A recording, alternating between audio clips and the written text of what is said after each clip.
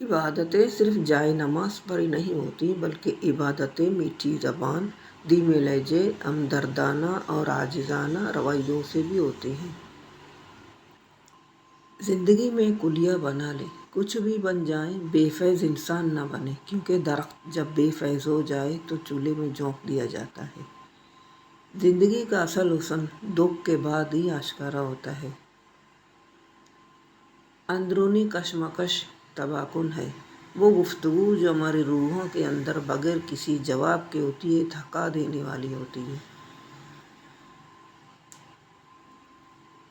تم ہر شخص کو خوش نہیں کر سکتے، بھلے تم اپنا سکون اس کے لیے برباد کیوں نہ کر لو، پھر بھی وہ شخص تمہاری نیت اور مخلصی میں کوئی نہ کوئی نقص نکال ہی لے گا۔ جن کے دلوں میں رحم، طبیعت میں سادگی، سوچوں میں سچائی ہو، ایسے انسانوں کا وجود اللہ کی طرف سے مخلوق کے لیے نعمت ہے۔ وہ وقت بدل جاتا ہے جو گھڑیاں بتاتی ہیں، وہ نہیں بدلتا جو دل دماغ میں رہ جاتا ہے۔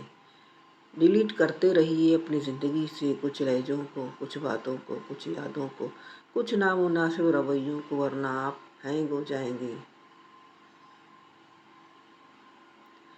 جو شخص ہمیشہ نکتہ چینی کے موڈ میں رہتا ہے اور دوسروں کے نقص نکالتا ہے، وہ اپنے آپ میں تبدیلی کی صلاحیت سے محروم ہو جاتا ہے۔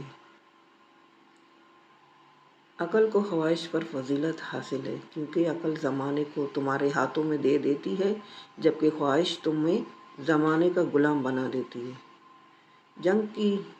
زندگی کی جنگ خود لڑنی پڑتی ہے۔ اپنے رب پر یقین رکھتے ہوئے آگے بڑھیں اور کسی سے امید رکھنے کی غلطی نہ کریں۔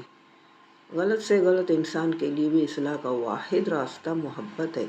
تنقید اور تلخی چاہے کتنی ہی اکبر کیوں نہ ہو، وہ اصلاح کے لیے کارگر ثابت نہیں ہوتی۔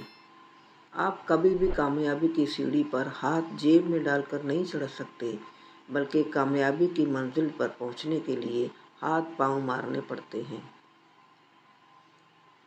وہ وقت بدل جاتا ہے جو گھڑیاں بتاتی ہیں، وہ نہیں بدلتا جو دل و دماغ میں رہ جاتا ہے۔